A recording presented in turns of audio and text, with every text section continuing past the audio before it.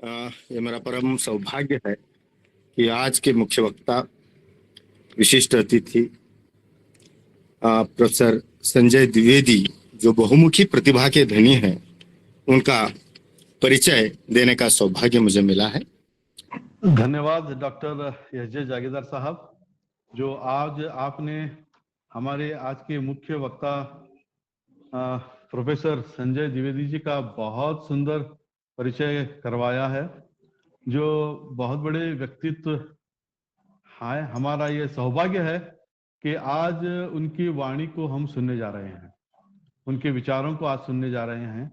तो मैं प्रोफेसर संजय द्विवेदी जी से निवेदन करता हूं कि वो हमें अपने विचारों से हम सबको लाभान्वित करें, हमें आशीर्वचन के तौर पर अपने विचारों को व्यक्त करें।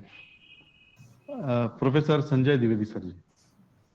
आज की इस बहुत ही महत्वपूर्ण सभा में उपस्थित हिंदी साहित्य और हिंदी भाषा के सभी विद्वज्जन, एक बार आप सबसे निवेदन है कि अपनी स्क्रीन ऑन कर देंगे तो यहाँ मेरा स्टाफ जो है आपके फोटोग्राफ्स को ले लेगा, जिसका उपयोग हम कर पाएंगे।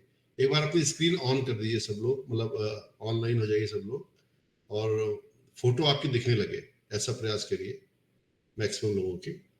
तो एक फोटो ले लेंगे। जो भी साथी उपलब्ध हैं और इस हालत में है कि उनका फोटो आ सकता है, वो अपनी स्क्रीन जो है ऑन कर लें ताकि उनका एक बार चित्र, समूह चित्र लिया जा सके। आज की सभा में मुझे यहाँ आमंत्रित करने वाले आदरणीय मंजुनाथ जी, जो मेरे बहुत पुराने मित्र हैं और जिनका स्नेह और जिनका सानिध्य मुझे बेंगलोर प्रवास के दौरान मिला, और पीरा साहब बहुत अच्छा पूरा प्रोग्राम चला रहे हैं, उनको भी मैं धन्यवाद देना चाहता हूं। और जो संस्थाएं इसके साथ जुड़ी हुई हैं, कर्नाटक राज्य विश्वविद्यालय कॉलेज हिंदी प्राध्यापक संघ बेंगलुरु, हिंदी साहित्य भारती झांसी साझा संसार नीदरलैंड्स और अंजुमन कला विज्ञान एवं वाणिज्य महाविद्यालय विजयपुर के सभी जो अधिकारी हैं, उनको मेरा प्रणाम, अभिनंदन। इसके साथ साथ जो अध्यापकगण इस सभा में जुड़े हुए हैं, उनको भी मैं सादर प्रणाम करना चाहता हूँ। बड़ी अच्छी बात है कि सितंबर के महीने में हम अपनी भाषा, साहित्य, संस्कृति के बारे में बात करते हैं और हिंदी के अध्यापक इकट्ठे हों, उससे अच्छी क्या बात हो सकती है। क्योंकि कर्नाटक प्रांत में, कर्नाटक प्रदेश में हिंदी के ध्वजवाहक तो हम ही हैं, और हम अगर इस ध्वज को लेकर आगे नहीं चलेंगे तो कौन चलेगा। और मुझे बड़ी खुशी है कि मंजुनाथ जी ने इतने परिश्रम से हिंदी के सभी प्राध्यापकों को एक मंच पर लाकर इकट्ठा कर दिया। इसके लिए इस सभा के माध्यम से मैं आदरणीय मंजुनाथ जी को बधाई देना चाहता हूं कि वो ही ऐसे हैं जो सबको एकत्र कर सकते हैं। कि संगठन करना बहुत बड़ी बात है, और जो संगठन करता है वो इसके दर्द को भी जानता है, और संगठन का क्या लाभ है हम जानते हैं। हम कहते भी हैं संघे शक्ति कलयुगे, कलयुग में संगठन में ही शक्ति है। अगर हम एक रहेंगे तो निश्चित रूप से बड़े से बड़ा लक्ष्य प्राप्त कर सकते हैं, बड़े से बड़े उद्देश्य को पूरा कर सकते हैं, और हिंदी की सेवा में हम जो है कुछ ज्यादा अर्पित कर सकते हैं। तो मैं आपको बताता हूँ, जो यहाँ पर मान्य अध्यापकगण हैं उस क्षेत्र में हिंदी के अलग जगह हुए हैं, उनको भी हाथ जोड़ करके प्रणाम करता हूँ कि आप सब इतना श्रेष्ठ कार्य वहां पर कर रहे हैं। सभी प्रोफेसर से विद्वान हैं, मर्मज्ञ हैं, विषय को समझते हैं, इसलिए मैं ज्ञान देने की स्थिति में नहीं हूं। मैं सिर्फ हिंदी की जो भव्य छवि है, हिंदी का जो बढ़ता हुआ रथ है, और मैं हिंदी नहीं कहता, हिंदी और भारतीय भाषाओं का जो बढ़ता हुआ रथ है, और उसका मैं आपको एक बार भान कराना चाहता हूं। इस समय हिंदी और भारतीय भाषाओं का स्वर्ण युग चल रहा है। इतना अच्छा समय हिंदी और भारतीय भाषाओं का कभी नहीं था, ये मैं आपसे कहना चाहता हूं। हमारी समस्त भारतीय भाषाएं हिंदी के साथ मिलकर के कदम से कदम मिलाकर इस समय चल रही हैं। देश की राजनीतिक परिस्थितियां बदली हुई हैं, जिसमें एक बार लोग अपनी जड़ों को पहचान कर अपनी जड़ों की तरफ लौटना चाहते हैं। लोग अपनी भाषा को, अपनी संस्कृति को, अपने विचारों को, अपने मान बिंदुओं को, सबको स्पर्श करना चाहते हैं। और आज देखिए हमारी जो 22 संवैधानिक भारतीय भाषाएं हैं, और हमारे गृह मंत्री जी इस बात को बड़े गौरव के साथ कहते हैं। जब अभी राष्ट्रभाषा संसदीय समिति के अध्यक्ष में तो भी उन्होंने बात कही, उन्होंने बड़े गौरव के साथ ये बात कहा कि भारत की समस्त जो भाषाएं हैं वो राष्ट्रभाषाएं हैं और हिंदी राजभाषा है। इस बात को हमें समझना पड़ेगा। समस्त भाषाएं जो 22 संवैधानिक तौर पर बोली जाने वाली भाषाएं हैं, जिनको संविधान में दर्जा देते हैं, वो सब राष्ट्रभाषाएं हैं और हिंदी राजभाषा है। राजभाषा का मतलब हुआ हिंदी ऑफिशियल लैंग्वेज है। भारत सरकार के कामकाज की भाषा हिंदी होगी, केंद्र सरकार के कामकाज की भाषा हिंदी होगी और राज्यों का कामकाज उनकी भाषा में चलेगा। कर्नाटक में कन्नड़ में काम चलेगा, तमिलनाडु में तमिल में काम चलेगा, केरल में मलयालम में काम चलेगा, उत्तर प्रदेश में हिंदी में काम चलेगा, मध्य प्रदेश में हिंदी में काम चलेगा। यानी हमारी भारतीय भाषाओं का यह अमृत काल है। हमारी भारतीय भाषाएं बहुत ताकतवर होकर इसमें उभरी हुई हैं, क्योंकि एक नया समय हम देख रहे हैं। आजादी के अमृत काल के बाद के जो 25 वर्ष हैं, ये भारतीय भाषाओं के, भारतीय मूल्यों के, भारतीय शिक्षा की स्थापना के मिसाल है। और इसलिए आपने देखा कि भारत सरकार ने नई शिक्षा नीति में भारतीय भाषाओं को जो महत्व दिया है, मातृभाषा कह के संबोधित किया है। मातृभाषा जीवन में कितनी अनिवार्य है, यह अनेक शिक्षाविद इसको कह चुके हैं। प्रोफेसर यशपाल से लेकर के अनेक शिक्षाविदों ने यह माना है कि मातृभाषा में अगर शिक्षा दी जाती है तो बालक प्रभावी होता है। और दुर्भाग्य से पिछले तमाम सालों में हमने भारत को अनुवाद के लिए विवश कर दिया है। छात्रों को अपनी मूल भाषा में अध्ययन करने से रोकने के सचेतन प्रयास किए गए, ताकि उसकी मातृभाषा में उसको शिक्षा नहीं मिल सके। मातृभाषा में शिक्षा न मिलने के नाते व्यक्ति का मौलिक चिंतन नष्ट हो रहा है, इस पर किसी का ध्यान नहीं। आप देखिए, इजराइल हिब्रू एक छोटा सा देश है, हिब्रू के आधार पर उन्होंने पूरे मुल्क को खड़ा किया। कितने सारे नोबेल प्राइज जीत के वो ले जाते। आज हम नोबेल प्राइज के लिए तरस रहे। जापान ने अपनी भाषा के माध्यम से जो प्रगति की उसको हम जानते हैं। चीन ने विश्व शक्ति बनने का काम अपनी भाषा के माध्यम से किया। यानी भाषा कहीं प्रगति में बाधक नहीं है। कोरिया है, चीन है, जापान है, फ्रांस है, इन देशों ने, स्पेन है, इन देशों ने अपनी भाषाओं के माध्यम से प्रगति की है। हम में ऐसा कौन सा सुरखाव का पर लगा है कि जो हम एक पराई भाषा का आश्रय लेकर बैठे हुए? क्यों हिंदी क्षेत्रों में हिंदी और जो हिंदी भाषी क्षेत्र हैं वहां पर राज्य की भाषाएं प्रभावी नहीं होनी चाहिए? क्यों नहीं होनी चाहिए? जो हमने, और आप देखिए कि ये हिंदुस्तान का सौभाग्य है, ये भारत का सौभाग्य है कि यहाँ पर हम इतनी सारी बोलियों को बोलते हैं। आप देखिए, दुनिया के तमाम मुल्कों की तरफ देखिए, दुनिया के जो तमाम देश हैं उसमें शायद व्यक्ति एक भाषा बोल करके पूरी जिंदगी उसकी निकल जाए, वो दूसरी भाषा उसको शायद सीखने के लिए नहीं आए। हो सकता है अनेक ऐसे देश हैं जहां का व्यक्ति एक भाषा में बोलता हुआ अपना पूरा जीवन समाप्त कर लेता है, दूसरी भाषा उसके जीवन में प्रवेश नहीं कर पाती। लेकिन हिंदुस्तान एक ऐसा देश है जो भाषाओं का गुलदस्ता हमको देता है। भारत का हर व्यक्ति बहुभाषी है। भारत का कोई व्यक्ति आपको ऐसा नहीं मिलेगा जो 1, 2, 3, 4 भाषाएं न जानता हो। हम सब इस सभा में बैठे, यहां भी जो लोग बैठे वो सब 2-3 भाषाओं का अभ्यास करते हैं। वो थोड़ी कन्नड़ जानते हैं, थोड़ी हिंदी जानते हैं, थोड़ी संस्कृत भी जानते हैं, थोड़ी अंग्रेजी भी जानते हैं, एक आध भाषाएं और भी जानते हैं। इस नाते भारत का हर जो व्यक्ति है वह बहुभाषी है, वह मल्टीलिंगुअल है। हमारे पास भाषाओं का गुलदस्ता है। ये देश कितना महान राष्ट्र है जो 22 संवैधानिक तौर पर स्वीकृत भाषाओं में गीत गा रहा है, संगीत गा रहा है, उसकी फिल्में, उसकी कलाएं, उसकी लोक कलाएं, उसका साहित्य, सब कुछ 22 भाषाओं में बिखरा पड़ा है। और इस नाते हम अपनी भारतीय भाषाओं को आगे बढ़ाने का काम करना है। हिंदी उसमें अग्रणी होगी क्योंकि हिंदी राजभाषा है। हिंदी के माध्यम से इस देश को जोड़ने का काम हमें करना है। आप देखिए, आजादी का जो आंदोलन चला, सबसे बड़ा मास कम्युनिकेशन का मूवमेंट एक तरह से, जिसमें जन जन से संपर्क किया हमारे राष्ट्र नेताओं ने।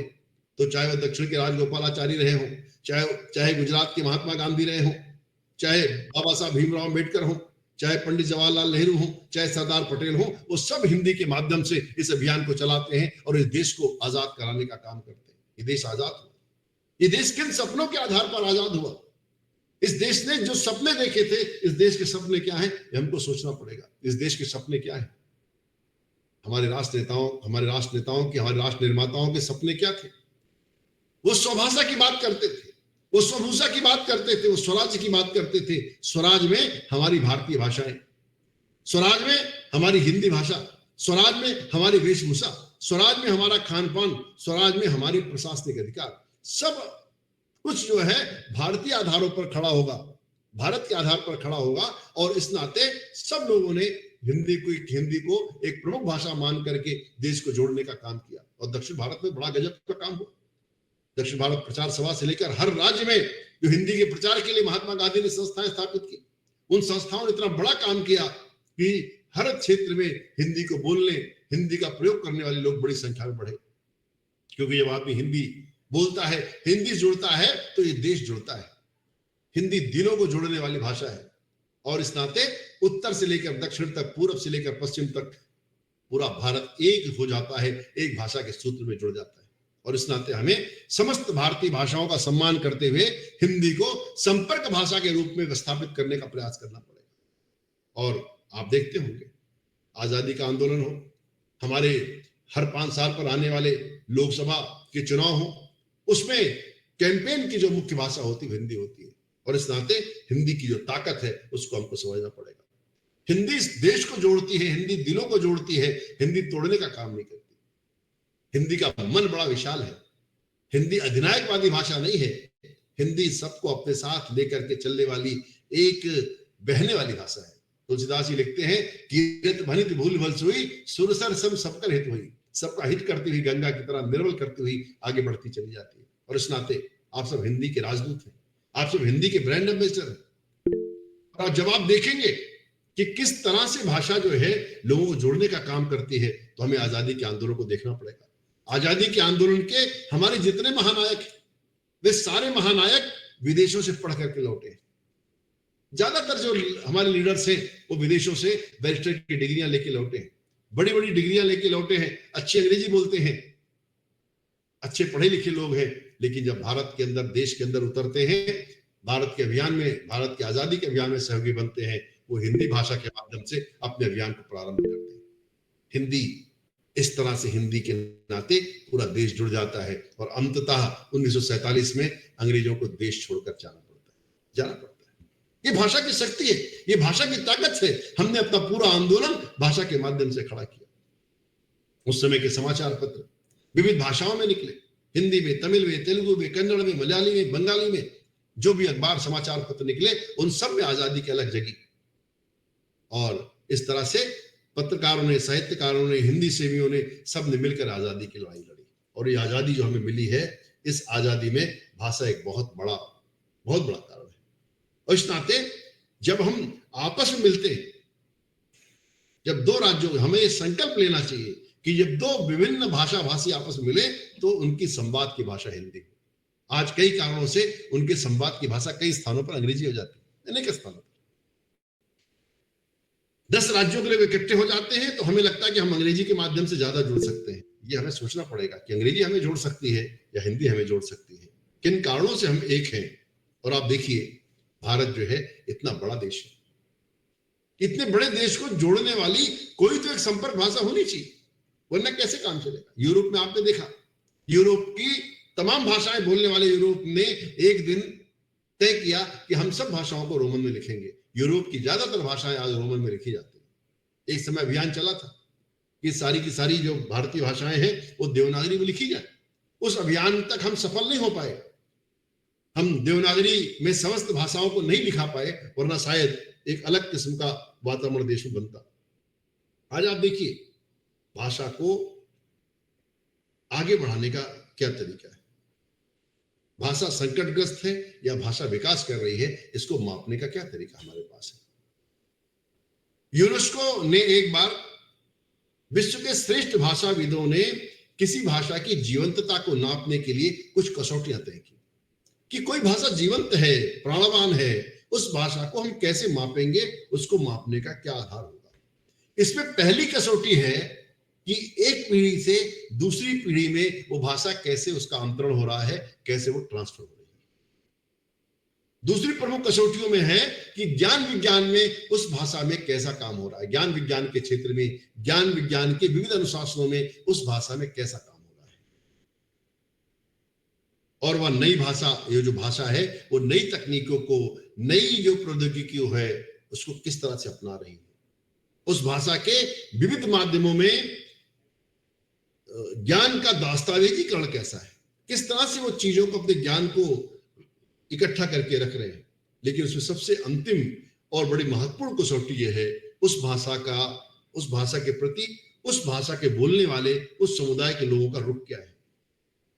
अगर हम अपनी भाषा को सम्मान नहीं देंगे, अपनी भाषाओं को आगे बढ़ाने का काम नहीं करेंगे, तो दुनिया में दूसरे लोग हमारी भाषा को सम्मान नहीं देंगे, ये ध्यान रखिए। इस नाते आज हमें ये बात प्रयास करना पड़ेगा कि 40 लाख की जनसंख्या वाला इजराइल अगर हिब्रू भाषा के बल पर पूरी दुनिया में एक आदर्श की तरह हमारे सामने खड़ा है और विज्ञान के ज्यादातर नोबेल जीत करके जाता है, तो हमें क्या प्रॉब्लम है, हमें क्या समस्या है। इस नाते इसको हमको देखना पड़ेगा। हिंदी और भारतीय भाषाओं का जो अंतर संवाद है, अनुवाद के माध्यम से एक दूसरे तक हमारा पहुंचना है, वो हमें बढ़ाना पड़ेगा।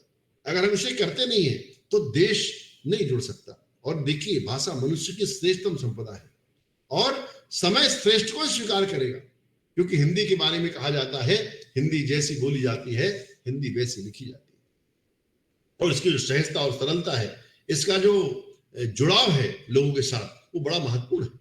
हिंदी फिल्मों के माध्यम से और साहित्य के माध्यम से, सिनेमा के माध्यम से, अपनी तमाम प्रदर्शन कलाओं के माध्यम से हिंदी ने एक मेल मिलाप की जो संस्कृति देश के अंदर पैदा की। आज पूरे देश में सामान्य जो लोग हैं, जो अपने संघर्ष से जीवन यापन करते हैं, वो सब हिंदी के माध्यम से ही आगे बढ़ते हैं। और आप देखिए, सबसे जो बड़ी बात हो रही है कि जब आप मापेंगे कि भाषा कहाँ खड़ी है, देश के 10 अखबारों का, देश के 10 सबसे लोकप्रिय सर्वाधिक बिकने वाले अखबारों का जब आप जिक्र करेंगे, तो देश के बहुप्रसारित 10 समाचार पत्रों में अंग्रेजी का कोई समाचार पत्र नहीं, तो हिंदी और भारतीय भाषाओं के अखबार, हिंदी और भारतीय भाषाओं के अखबार हैं। ये बात हमें बताती है कि हम कितने ताकतवर हैं, किस तरह से हमारी भाषाओं ने लोगों के हृदय पर राज कर लिया है।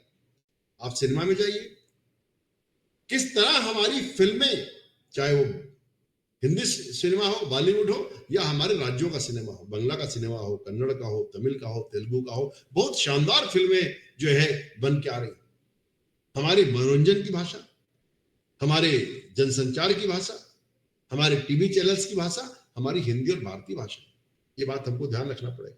मैं अंग्रेजी से तुलना नहीं करना चाहता, तुलना करने की बात नहीं, मैं कह रहा हूं कि हम आखिर किस भाषा के सहारे अपनी जिंदगी को चला रहे हैं, कौन सी भाषा हमारी जिंदगी में प्रवेश पा रही है, किस भाषा के सहारे हमारा जीवन चल रहा है। तो हम देखेंगे कि वो हिंदी और भारतीय भाषाएं हैं जिन्होंने हमारी जिंदगी को घेर रखा है। आप कितना पढ़ लिख जाए, कितने विज्ञानी हो जाए, आपको मनोरंजन अपनी भाषा में चाहिए, आपको सूचनाएं अपनी भाषा में चाहिए। आप अपनी जिंदगी को अपनी भाषा में चलाना चाहते हैं। अपनी भाषा में जीना एक उत्सव की तरह जीना होता है। जब आप पराई भाषा में जाते हैं, आप सोचिए भाषा आपको कितना ताकतवर बनाती है। एक भाषा के सहारे आपकी जिंदगी चलती है। जब 2 भाषाएं आपके जीवन में आते हैं, आप और महत्वपूर्ण हो जाते हैं। इसलिए भाषाओं को जीवन में जगह देने की जरूरत है, ये बहुत अच्छी बात है। किंतु अपनी भाषाओं को अगर हम सम्मान नहीं देंगे तो कौन देगा। अपनी भाषाओं की जो भी स्थिति है, वो जिस हाल में है, उसके सबसे ज्यादा जिम्मेदार है हमें। अगर हम अपनी भाषाओं को सम्मान नहीं देंगे तो हम बाहर के लोगों से अपेक्षा नहीं कर सकते कि वो हमारी भाषाओं का सम्मान करें। आज हिंदी, कई आंकड़े ऐसे आते हैं कि हिंदी दुनिया भर में बोली और बढ़ती जा रही है, दुनिया भर में। और हिंदी क्यों, हिंदी के समस्त जो हमारी समस्त भारतीय भाषाएं हैं, वो आज पूरे ग्लोब पर बोली और बढ़ती जा रही है, पूरे ग्लोब पर। आज कर्नाटक से छपने वाले जो अखबार है कन्नड़ के, वो दुनिया भर में ई पेपर के माध्यम से पढ़े जाते हैं। उर्दू के अखबार हिंदी के हैं, बंगला के, तमिल के, तेलुगु के, मराठी के, सारे अखबार दुनिया भर में ई पेपर्स के माध्यम से पढ़े जाते हैं। खासकर जो सोशल मीडिया और डिजिटल मीडिया के इमर्ज होने के बाद भारतीय भाषाएं वैश्विक प्रवास पर है। पहले सिर्फ सिनेमा जाता था हमारा, आज हमारा सारा डिजिटल मीडिया, यूट्यूब, इन सब माध्यमों ने हमें वैश्विक स्तर पर लाकर खड़ा कर दिया है। हमारे गीत, संगीत, हमारी प्रदर्शन कलाएं, हमारा साहित्य, सब कुछ आज ग्लोबल प्लेटफॉर्म पर उपलब्ध है। ये ध्यान रखिए, जहां जहां हिंदुस्तानी है, वहां वहां हिंदुस्तान की भाषाएं पहुंची हुई, जहां जहां हिंदुस्तानी, वो कन्नड़ भाषी होगा, वो तमिल भाषी होगा, वो तेलुगु भाषी होगा, जहां जहां हिंदुस्तानी गया है, वहां वहां वो अपने साथ अपनी भाषा लेके जाता है। क्योंकि हम बाहर होते हैं, दुनिया के देश के बाहर होते हैं, दुनिया किसी देश में होते हैं, तो सबसे ज्यादा अपने गांव, अपने घर, अपनी माटी को याद करते हैं। और उसमें भाषा भी एक है, भाषा ही हमारे साथ जाती है। अपना जब मनोरंजन हम खोजते हैं, अपनी भाषा में खोजते हैं कि काश हमारी भाषा में कुछ सुनने देखने को मिल जाए। इसलिए जो इंडियन डायस्पोरा की जो ताकत है, भारतवंशी जो है, भारत में जो प्रवासी है, जो भारत के जो बाहर देशों में रह रहे हैं, उनका जो प्रभाव बढ़ा है, उसने भारतीय भाषाओं को भी सम्मानित किया है। आज देश के तमाम बड़े बड़े संगठन, बड़े बड़े संत परंपरा जुड़े हुए लोग पूरी दुनिया के अंदर प्रवास कर रहे हैं, वो हिंदी और भारतीय भाषाओं में संवाद कर रहे हैं, और पूरी दुनिया उन्हें ध्यान से सुन रही है, पूरी दुनिया ध्यान से सुन रही है। अनेक स्थानों पर उनके स्टेज शो हो रहे हैं, परफॉर्मेंस हो रही है, उनके प्रवचन, उनके गीत संगीत, उनकी प्रदर्शन कलाएं पूरी दुनिया में आज सुनी और देखी जा रही है। आज हिंदुस्तान के जो चैनल हैं, आपको लगता होगा वो हिंदुस्तान में देखे जाते हैं, आज हमारी हिंदी और भारतीय भाषाओं के चैनल हैं, पूरी दुनिया में ट्यून किए जाते हैं, हमारे रेडियो पूरी दुनिया में ट्यून किए जाते हैं। सोशल मीडिया पर सर्वाधिक जो है उपस्थिति आज जो है भारतीयों की, भारतवंशियों की है। भारत के लोकप्रिय प्रधानमंत्री ट्विटर और फेसबुक पर दुनिया के सर्वाधिक फॉलो किए जाने वाले प्रधानमंत्रियों में सर्वाधिक, सबसे अधिक लोग उनको फॉलो करते हैं जो सोशल माध्यम उस पर। ये हमारी शक्ति है, ये ताकत हमें हमारी भाषा ने दी है। अगर हमारे पास भाषा नहीं होती तो हम वैश्विक प्रवास नहीं कर सकते थे। हमारा लिटरेचर, हमारा साहित्य, हमारी प्रदर्शन कलाएं, परफॉर्मिंग आर्ट्स, इन सब ने हमको विश्व मंच पर ला करके खड़ा कर दिया। और ध्यान रखिए, जो श्रेष्ठ होगा दुनिया अंत में उसी की तरफ आएगी। हमारे पास अगर कुछ होगा, इसलिए संस्कृत की भांति ही हमें ज्ञान विज्ञान के विभिन्न अनुशासनों पर हिंदी में काम करने की जरूरत है। जहां ज्ञान होगा, जहां ज्ञान विज्ञान के विविध अनुशासनों पर काम होगा, वहां दुनिया अपने आप आएगी। आज ठीक है, भारत में संस्कृत का थोड़ा हमको प्रभाव कम दिखता है, पर दुनिया के तमाम विश्वविद्यालय में संस्कृत की किताबों पर रिसर्च हो रही है, संस्कृत विद्वान खोजे जा रहे हैं। कन्नड़ में तो खैर काफी काम हुआ है, कर्नाटक प्रदेश में संस्कृत के विकास हो उसके लेकर के, और संस्कृत का प्रचार प्रसार भी कर्नाटक में काफी अच्छा है। पर दुनिया के तमाम देशों में, अनेक विश्वविद्यालयों में आज संस्कृत के जो पुराने ग्रंथ हैं उनको पढ़ने वाले लोग खोजे जा रहे हैं, उन पर शोध हो रहा है, उनमें क्या मूल बातें कही गई हैं। अगर ये टेक्स्ट हमारे पास नहीं होता, आप कल्पना करिए, ये संस्कृत का टेक्स्ट अगर हमारे पास नहीं होता तो आज दुनिया में हमारे ज्ञान विज्ञान नहीं मानता। क्योंकि जब टेक्स्ट हमारे पास होता है, जब सामग्री हमारे पास होती है, तो दुनिया हमारे पास आती है। क्योंकि अंततः दुनिया को श्रेष्ठ चाहिए, कुछ नया चाहिए, कुछ नवाचार चाहिए, कुछ नई बात चाहिए। और इस नाते आज आवश्यकता इस बात की है कि हिंदी के जो अध्यापक हैं वो इस बात का प्रयास करें कि हिंदी में मौलिक ग्रंथों का सृजन हो, हिंदी में विविध भाषा, विविध जो है ज्ञान विज्ञान के अनुशासन है, उन पर किताबें लिखी जाए। मध्य प्रदेश सहित अनेक राज्यों ने अब हिंदी में मेडिकल और इंजीनियरिंग के पाठ्यक्रम प्रारंभ किए। ये आपको समाचार पता होगा, क्योंकि भाषा का ज्ञान से लेना देना नहीं है। ध्यान रखिए, भाषा सिर्फ कम्युनिकेट करने का काम करती है। मैं कम्युनिकेशन पढ़ाता हूं, मैं कम्युनिकेशन का प्रोफेसर हूं। भाषा का काम कम्युनिकेट करना है, भाषा का काम चीजों को आगे बढ़ाना है। भाषा ज्ञान के प्रतीक नहीं है।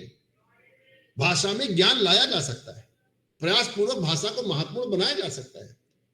और इसलिए जिन भाषाओं में ज्ञान विज्ञान का काम गहरा होगा, जिन भाषाओं में टेक्नोलॉजी से जुड़ी ज्यादा चीजें होंगी, और भाषा जितनी उपयोगी बनती जाएगी, उतनी उस भाषा के पास लोग आगते हुए चले जाएंगे। कोई भी भाषा अपनी उपयोगिता, रोजगार देने की क्षमता, शोध और अनुसंधान के आधार पर आगे बढ़ती है। ध्यान रखिए, सिर्फ भाषा में सिनेमा रहेगा, सिर्फ भाषा में साहित्य रहेगा तो भाषा आगे नहीं बढ़ेगी। भाषा को सिनेमा और साहित्य से आगे बढ़कर ज्ञान विज्ञान के हर अनुशासन पर हस्तक्षेप करना होगा। आज हमें तमाम विषयों पर अंग्रेजी किताबें रेफर करनी पड़ती हैं, इसलिए करनी पड़ती हैं कि हमारे पास उस तरह की पुस्तकें उपलब्ध नहीं है या हमारे पास जानकारी का अभाव है। और इस नाते हिंदी में मूल ग्रंथों का प्रणयन, हिंदी में तमाम जो महत्वपूर्ण साहित्य है, दूसरे अनुशासनों का लिटरेचर के अलावा उसका अनुवाद बहुत जरूरी है। और जब अनुवाद के माध्यम से हम बहुत सारा शास्त्र हिंदी में उपलब्ध करा देंगे तो धीरे धीरे हिंदी भी बौद्धिक विमर्श की भाषा बन जाएगी, इसमें कहीं कोई दो राय नहीं है। जो आज स्थान अंग्रेजी ने घेर रखा है, आज हमारे एकेडमिया का संकट क्या है? आज हमारे पूरे एकेडमिया को एक दूसरी भाषा ने घेर रखा है। हिंदी और भारतीय भाषाएं मनोरंजन, लिटरेचर और प्रदर्शन कलाओं से आगे नहीं बढ़ पा रही हैं। वे ज्ञान विज्ञान के विविध अनुशासनों पर हस्तक्षेप करने वाली भाषाएं नहीं बन पा रही हैं। वो हमें बनाना पड़ेगा। हमें मूल काम जो है अपनी भाषाओं में करने की आदत डालनी पड़ेगी। और हिंदी और भारतीय भाषाओं में अगर मूल काम नहीं होगा तो आप ये समझ लीजिए कि हम भाषा बोलने वाले तो रहेंगे, पर भाषा बचेगी नहीं, भाषा की इज्जत नहीं होगी। भाषा की इज्जत तब होती है जब भाषा ज्ञान सक्षम होती है, जब भाषा रोजगार सक्षम होती है, जब भाषा उपयोगिता सक्षम होती है। भाषा में जितना उपयोगिता भाषा की होगी, जितना भाषा जो है ताकतवर होगी, उतना उसके पास लोग आएंगे। हम अंग्रेजों जैसे तो नहीं है। अंग्रेजी फैली क्यों? कई बार हमें लगता होगा अंग्रेजी कैसे फैल गई। अरे भाई, उपनिवेश थे उनके पूरी पूरी दुनिया में, पूरी दुनिया में फैले। शासक जाता है, अपनी भाषा लेकर के जाता है, इसलिए पूरी दुनिया में फैल गए। एक अधिनायकवादी उनका चरित्र था, उन्होंने अपनी किताबें बनाई, अपना एक मॉडल खड़ा किया, अपने स्कूल्स खड़े किए। उनको नौकर चाहिए थे, उन्होंने अपनी विद्यालय यूनिवर्सिटीज खड़ी की और पूरे देश को हिंदी सिखाने का प्रयास किया। हालांकि उसमें सफल नहीं हो पाए, पर हमारी शिक्षा व्यवस्था नष्ट हो गई, हमारा सब नष्ट हो गया उनके चलते। आप धर्मपाल की किताबों को देखिए। धर्मपाल जी एक बहुत ही जबरदस्त इतिहासकार है, गांधीयन है, और उन्होंने बताया अपनी किताबों में, एक किताब उनकी ब्यूटीफुल ट्री करके है, जिसमें उन्होंने इसका जिक्र किया है कि किस प्रकार की स्थितियां थी भारत की। भारत की शिक्षा व्यवस्था कितनी सक्षम थी, कितनी समृद्ध थी, पर अंग्रेजों के 200 सालों के कार्यकाल ने हमारी सारी शिक्षा व्यवस्था को नष्ट कर दिया। हमारे स्कूल नष्ट हो गए, गांव गांव पर आधारित हमारी शिक्षा व्यवस्था पूरी की पूरी नष्ट हो गई। धर्मपाल जी बताते हैं गांव कितने सक्षम थे। जब आप ब्यूटीफुल ट्री को पढ़ते हैं, आपको क्रोध भी आता है, अपने आप पर दया भी आती है। हम कौन थे, क्या है और क्या होंगे भी, और मिलकर विचारे समस्याएं भी। मेहदीश्वर गुप्त जी लिखते हैं। एक फिल्म में गाना भी आया है कि क्या से क्या हो गए देखते देखते। क्या हमारी हालत थी, क्या हम लोग थे। दुनिया का 36% बिजनेस जो हिंदुस्तान कंट्रोल करता था, वो अचानक जो है कटोरा लेके दुनिया के सामने खड़ा हो गया। हमें बताया गया किताबों में, हम गांव के देश हैं, हम कृषि प्रधान देश हैं। अधूरा सच है, हम कृषि प्रधान देश थे, पर हम दुनिया की सबसे अच्छी साड़ियां बनाते थे, दुनिया का सबसे अच्छा कालीन बनाते थे, दुनिया में सबसे अच्छे भवन बनाते थे, हम वास्तुकला के जानकार थे, हम दुनिया के सबसे अच्छे मसाले बनाते थे। दुनिया का मैक्सिमम बिजनेस जो है हिंदुस्तान में पलता था। सबसे अच्छा लोहा बनाते थे। हमारे पास कैसे नगर थे, विजयनगर जैसे नगर हमारे पास थे, रंगून जैसे नगर हमारे पास थे, कोलकाता जैसी बिजनेस सिटी हमारे पास थी। एक से एक महानगर हमारे पास थे, एक से एक गुणवंत कलाकार हमारे पास थे, जो दुनिया का सब प्रकार का व्यवसाय कर रहे थे। पर अचानक ऐसा क्या हुआ इन गुलामी के सालों में कि हम अपना अध्यवसाय, जो हमारा जीवन प्राण था, उसको खो बैठे। और इस नाते उसका शिकार भाषा भी हुई, हमारी भाषाएं भी उसका शिकार हुई, उनकी उपेक्षा हुई। और ये उपेक्षा आज भी जारी है। दुर्भाग्य की बात है, आजादी के 75 साल बाद भी आज भी हम अपनी भाषाओं को दूसरी सीट पर बिठा के हमने रखा हुआ है। आज भी उनको हम सामने नहीं रखते। आज भी हमारे पूरे बौद्धिक क्षेत्र का, हमारी पूरी एकेडमिया का नेतृत्व अंग्रेजी के साथ हाथ में है, या अंग्रेजी दान लोगों के हाथ में है, या जो अंग्रेजों जैसा सोचते हैं उनके हाथ में। इस मानस को बदलना पड़ेगा, इस चित्र को बदलने की आवश्यकता है। और हम इसको नहीं बदलेंगे तो हम एक नई भाषाई गुलामी के सामने खड़े होंगे, जिसके नाते हमारे बच्चे आत्महत्याएं कर रहे हैं। आप देखिए, झारखंड से खबर आती है, एक ट्राइबल छात्रा, आदिवासी छात्रा, सिर्फ अंग्रेजी न जानने के नाते इंजीनियरिंग में एडमिशन मिलने के बाद आत्महत्या कर लेती है। इस प्रकार की विकराल स्थितियां अपने बच्चों के सामने खड़ा कर रहे हैं।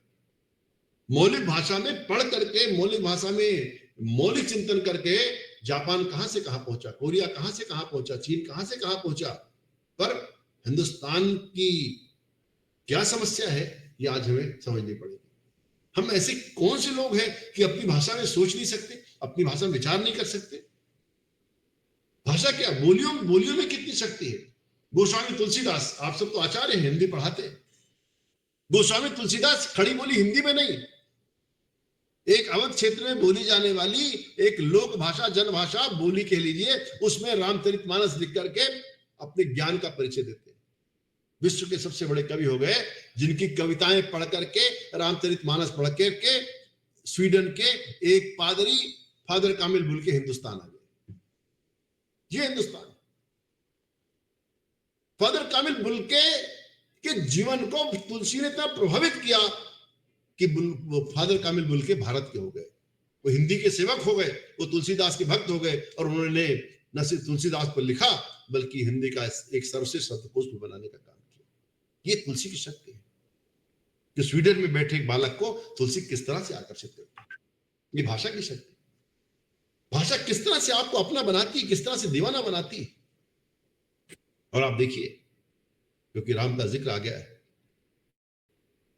कि गोस्वामी तुलसीदास ने एक इतिहास की तरह, क्योंकि वो समकालीन थे राम के, एक इतिहास की तरह वाल्मीकि रामायण की रचना की। किंतु गोस्वामी तुलसीदास ने भगवान राम को घर घर का लाडला बेटा बना दिया, घर घर का। आज गोस्वामी तुलसीदास, उनकी भाषा, उनकी शक्ति की ये गवाही है कि भगवान राम भारत के सबसे लाडले बेटे बन गए। गोस्वामी तुलसीदास ने उनको मर्यादा पुरुषोत्तम बना दिया। कवि क्या कर सकता है, भाषा क्या कर सकती है, तुलसीदास इसके उदाहरण है। और इस नाते हम हिंदी कवियों को पढ़ाते हैं हिंदी में। आप किनको पढ़ाते हैं हिंदी? आप हिंदी में किनको पढ़ाते हैं? आप देखिए, आप खड़ी बोली की कवियों को तो पढ़ाते हैं, पर जब भाषा प्रारंभ होती है तो आप तुलसीदास को पढ़ाते हैं, आप कबीरदास को पढ़ाते हैं, आप रहीम को पढ़ाते हैं, आप रैदास को पढ़ाते हैं, आप मीराबाई को पढ़ाते हैं। ये सब कौन है? हिंदी के ज्यादातर जो कवि हैं, बड़े कवि हैं, वो लोक से आते हैं। इस लोक के पास हिंदुस्तान रहता है, ये ध्यान रखिए। ज्यादातर जो हमारे बड़े कवि हैं वो लोक से आते हैं, लोक जीवन से आते हैं। और लोक जीवन से आने के नाते उनकी जो जड़ें हैं वो समाज में बहुत गहरी रसी है। कबीरदास की एक पंक्ति जो काम करती है वो हमारे ग्रंथ नहीं कर पाते। तुलसीदास की एक पंक्ति जो हमें कहती है वो हमारे ग्रंथ नहीं कर पाते। और इस नाते जो भाषा की शक्ति है ये हमारी बोलियों में भी है। और हिंदी इसीलिए, हिंदी एक बड़ी उदार भाषा है। उसने संस्कृत से, हिंदी से, उर्दू से, फारसी से, अरबी से, तमाम भाषाओं से रस ग्रहण किया है। उस रस ग्रहण करने के नाते हिंदी इतनी सशक्त बनी। हिंदी ने अपने दरवाजे नहीं उड़ाए, ध्यान रखिए किसी के लिए। आप जैसी हिंदी बोलिए वैसी हिंदी स्वीकार है। कर्नाटक का आदमी अलग हिंदी बोलेगा, मुंबई का आदमी अलग हिंदी बोलेगा, उत्तर प्रदेश का अलग बोलेगा, बिहार का व्यक्ति अलग हिंदी बोलेगा। सब सारी हिंदियां मिलकर के हिंदी की दुनिया बनाती है। इसलिए हिंदी का दिल बहुत बड़ा है। हिंदी किसी की जबान नहीं पकड़ती कि आप गलत हिंदी बोल रहे हैं। हिंदी उसका स्वागत करती है, आप जैसी चाहो हिंदी बोलो, पर हिंदी बोलो। बोलिए, आप हिंदी में बोलिए, जो चाहे बोलिए। मेरे को आना है, मेरे को खाना है, मैं आता हूं, मैं खाता हूं, जो बोलिए सब ठीक है।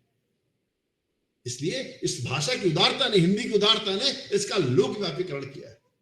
हिंदी में कुछ गलत नहीं होता और हिंदी में कुछ सही नहीं होता, सब ठीक है। बोलिए, व्यवहार करिए, ताकत के साथ, दम से हिंदी बोलिए। आप सोचिए भाषा कितनी बड़ी शक्ति है।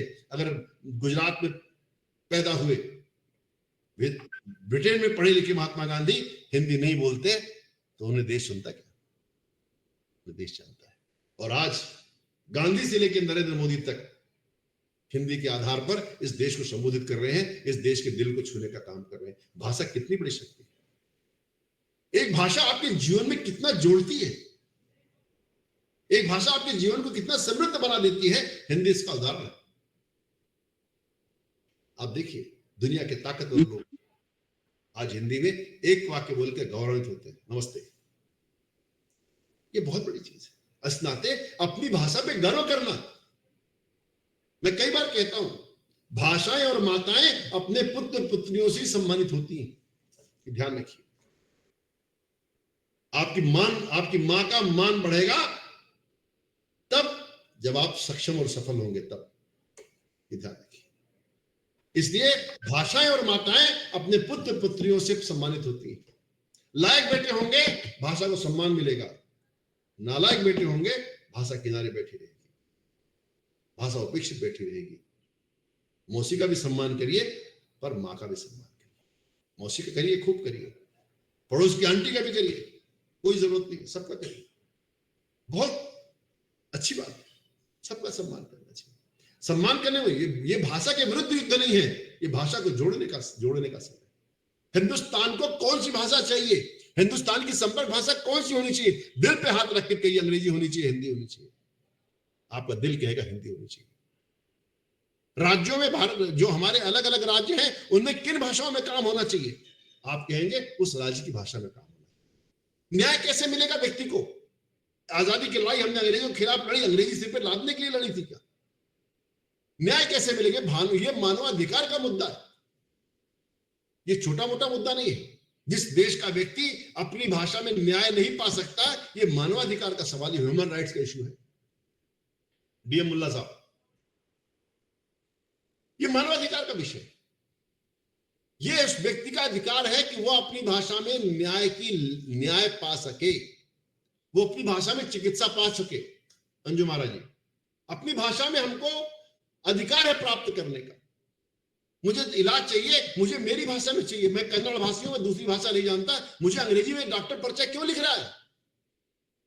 जबकि उसने पूरी बातचीत, पूरा जो कंसल्टेशन था वो उसने कन्नड़ में किया, पर्चा अंग्रेजी में लिखता है। ये न्याय की बात है। भाषाएं सिर्फ भाषाएं नहीं है, वो न्याय का भी कारण है, ये हमको समझना पड़ेगा। ये मानवाधिकार का विषय। मुझे चिकित्सा अपनी भाषा में चाहिए, मुझे न्याय अपनी भाषा में चाहिए, मुझे शिक्षा अपनी भाषा में चाहिए, मुझे नौकरी अपनी भाषा में चाहिए, तब देश की मुकम्मल आजादी पूरी होगी। ये आजादी अभी अधूरी है, ये मैं कहना चाहता हूं, बड़ी जिम्मेदारी के साथ कहना चाहता हूं। जब हमारी भाषाओं में हमको हमारी अदालतों में न्याय मिलने लगेगा, आजादी मुकम्मल होगी। जब हम अपनी भारतीय भाषाओं में काम करके जो है नौकरियां पा सकेंगे, अच्छी नौकरियां पा सकेंगे, नेतृत्वकारी भूमिकाएं पा सकेंगे, तब हमें न्याय मिलेगा, तब आजादी मुकम्मल होगी। जब हमारी चिकित्सा व्यवस्था हमारे आधार पर चलेगी और हमें हमारी भाषाओं में न्याय प्राप्त होगा, चिकित्सा प्राप्त होगी, शिक्षा प्राप्त होगी, तो हमारे दिन आएंगे, तो हम मानेंगे अच्छे। अभी हमारे अच्छे दिन नहीं, अभी हमें न्याय विदेशी भाषा में, चिकित्सा विदेशी भाषा में, शिक्षा विदेशी भाषा में, सब कुछ विदेशी भाषा में। इस देश में सफलता की गारंटी विदेशी भाषा हो गई है। कितनी बड़ी कुंठा आपने हिंदुस्तान के नौजवानों को दे रखी है, इसके बारे में विचार करिएगा। कर्नाटक के गांव में पढ़ने वाला बच्चा, उत्तर प्रदेश के गांव में पढ़ने वाला बच्चा, तमिलनाडु गांव में पढ़ने वाला बच्चा, उसका क्या अपराध है अगर उसने तमिल माध्यम से शिक्षा प्राप्त कर ली है? तो इस बात पर हमको सोचना पड़ेगा। तमिल माध्यम से, कन्नड़ माध्यम से, उर्दू माध्यम से, हिंदी माध्यम से शिक्षा प्राप्त करना अपराध है उस बच्चे का। इसके नाते आपने सारी नौकरियों को दरवाजे बंद करके रखे हुए हैं और नारे लगा रहे हैं भारतीय भाषाओं के। इसका विचार करना पड़ेगा, सबको संकल्प लेना पड़ेगा। आपस की लड़ाइयां छोड़ करके, भाषाओं की लड़ाइयां छोड़ करके हमें साथ में खड़ा होना पड़ेगा। हिंदी हम ये कहना बहुत आसान है, पर संकल्प को जमीन पर उतारना बड़ा कठिन है। और इसलिए इस मुद्दे को मैं मानवाधिकार का मुद्दा मानता हूं। और मानवाधिकारों का हनन, ह्यूमन राइट्स का चार्टर देखिए वो क्या कहता है। ह्यूमन राइट्स का चार्टर कहता है न्याय आपकी भाषा मिलना चाहिए, सब कुछ आपको आपकी भाषा मिलना चाहिए। जिस भाषा को आप नहीं जानते, उस भाषा में आपके साथ किया गया बर्ताव ठीक नहीं। और इस नाते आज हम सबको ये संकल्प लेना चाहिए। ये हिंदी पखवाड़ा, हिंदी दिवस, ये मनाने की आवश्यकता है और नहीं भी है। अगर इससे हमारे संकल्प पूरे होते हो, इससे हमें तक शक्ति मिलती हो, तो ठीक है। ये विलाप का दिन नहीं है, हम रो नहीं रहे हैं। आप ये मत कहिए मैं आपको डिप्रेशन में डालना चाहता हूं, मैं रो नहीं रहा हूं। मैं इस दिन को संकल्प का दिन मानता हूं। ये हमारे साझा संकल्पों का दिन है। और ये लड़ाई हिंदी की लड़ाई नहीं है, ये भी आप समझिए। ये हिंदी समेत समस्त भारतीय भाषाओं की जंग है। और हिंदी और भारतीय भाषाएं अगर आपस में लड़ती रहेंगी तो ये लड़ाई हम कभी जीत नहीं पाएंगे। ये बड़ी ईमानदारी से मैं कहना चाहता हूं। इसलिए महात्मा गांधी ने दक्षिण के सब राज्यों में दक्षिण भाषा प्रचार समिति की स्थापना की। कर्नाटका में की, तमिलनाडु में की, केरला में की। हिंदी की परीक्षाएं कराई, हिंदी के जानने वाले लोग तैयार किए, हिंदी के प्रचारक भेजे। बड़ी संख्या में दक्षिण भारतीय लोगों ने हिंदी के प्रचार प्रसार के लिए अपना सर्वस्व निछावर कर दिया। बहुत कम वेतन पर उन्होंने काम किया, अल्प मानदेय पर आज भी काम करते हैं। इसको आपको ध्यान देना। क्यों राष्ट्रपिता क्यों कहना चाहते थे? देश जब आजाद हुआ, राष्ट्रपिता के सामने एक अंग्रेज पत्रकार उनसे बात करने के लिए अंग्रेजी में सवाल करता है। राष्ट्रपिता कहते हैं जाओ दुनिया वालों से कह दो गांधी अंग्रेजी भूल गया। ये राष्ट्रपिता की घोषणा है। पर गांधी ने तो कह दिया कि गांधी अंग्रेजी भूल गया है, पर हमारी सरकारों को अंग्रेजी याद रही और हिंदी को उन्होंने इंतजार करने के लिए बिठा दिया कि 10 साल इंतजार करिए। और 10 साल आज तक पूरे नहीं हुए। दुर्भाग्य की बात, आज तक 10 साल पूरे नहीं। आप हिंदी को हटाकर अंग्रेजी को अगर अपने सिर पर बिठाना चाहते हैं, आपकी जो भारतीय भाषाएं हैं उनका भी संघर्ष कठिन हो जाएगा, उनका भी कठिन हो जाएगा। हमें साथ मिलकर चलना है। इसलिए मैं कहता हूं कि हिंदी समेत समस्त जो 22 संविधान में मान्यता प्राप्त भाषाएं हैं वो सब राष्ट्र भाषाएं हैं, किंतु हिंदी राजभाषा है। ध्यान रखना, हिंदी ऑफिशियल लैंग्वेज है। हमारे राष्ट्र निर्माताओं ने संविधान सभा में हिंदी को राजभाषा स्वीकार किया, ऑफिशियल लैंग्वेज स्वीकार किया है। यानी केंद्र सरकार का जो कामकाज है, केंद्र सरकार के अफसरों का जो कामकाज है वो हिंदी में चलेगा। चलता है क्या, आप बताइए? हम दुनिया के सारे कानून मानते हैं, सारे कानून मानते हैं, हम ट्रैफिक का कानून मानते हैं, दुनिया के सारे कानून मानते हैं, पर राजभाषा का कानून जो ये हिदायत देता है कि किसी भी केंद्रीय कार्यालय में प्रथम कार्य हिंदी में होगा। उत्तर भारत में समस्त 100% काम जो है हिंदी में होना चाहिए, पर इसके बावजूद राजभाषा का कानून रोज टूटता है, रोज टूटता है, और टूटते हुए देखते हैं। अंग्रेजी में नोटशीट लिखी जा रही है, अंग्रेजी में परिपत्र जारी हो रहे, उनके अनुवाद जारी नहीं होते। ये आज हालत, कैसा मुल्क हमने बनाया है। इसीलिए गांधी ने इस मुल्क को आजाद कराया था, इसीलिए हमारे राष्ट्र निर्माताओं ने अपना त्याग बलिदान दिया था कि हम पूरी जिंदगी अंग्रेजी को सिर पे बिठा के रखेंगे आजादी के 75 साल के बाद भी। और अन्य कारणों से, राजनीतिक कारणों से हिंदी और भारतीय भाषाएं उपेक्षा का शिकार हो रही, और इस उपेक्षा से हमें बचाना पड़ेगा। सिर्फ भाषा जो है, भाषा को उपयोगिता के आधार पर, भाषा को आर्थिक प्रगति के आधार पर प्रगति मिल सकती है। ज्ञान विज्ञान के विभिन्न अनुशासनों में हमें हिंदी का साहित्य खड़ा करना पड़ेगा, हिंदी भारतीय भाषाओं को मिलकर के चलना पड़ेगा। इसलिए मैं आपसे कहता हूं, आज मैं हिंदी की बात कर रहा हूं, पर साथ साथ भारतीय भाषाओं की बात करूं। अगर हम मिलकर के नहीं चलेंगे तो ये जो समय है ये हमें रोक कर आगे निकल जाएगा। ये ध्यान रखिए। जिन कारणों से आज हमारे पालकों ने, अभिभावकों ने अपने बच्चों को सरकारी स्कूलों से बाहर,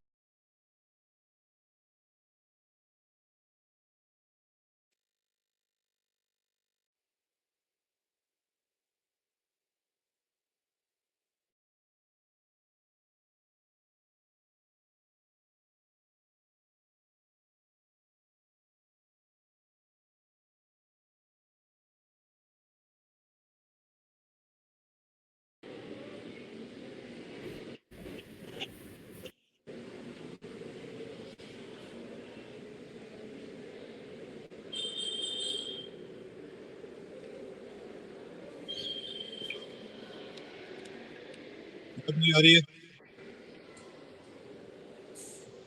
सर जी, आवाज नहीं आ रही है।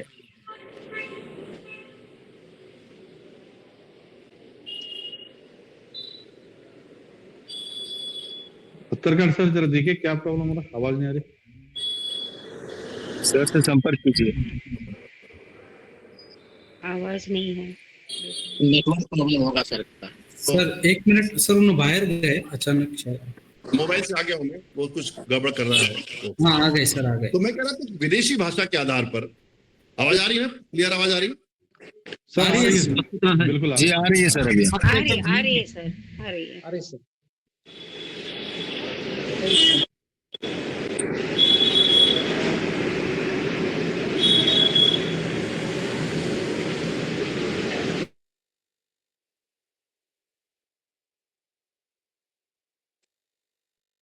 एक विदेशी भाषा के आधार पर आप जगत गुरु नहीं बन सकते। अगर आपको जगत गुरु बनना है, अपने आधारों पर खड़ा होना पड़ेगा। अपनी भाषा, अपनी ज्ञान परंपरा, अपने आधारों पर आपको खड़ा करना पड़ेगा अपने आप।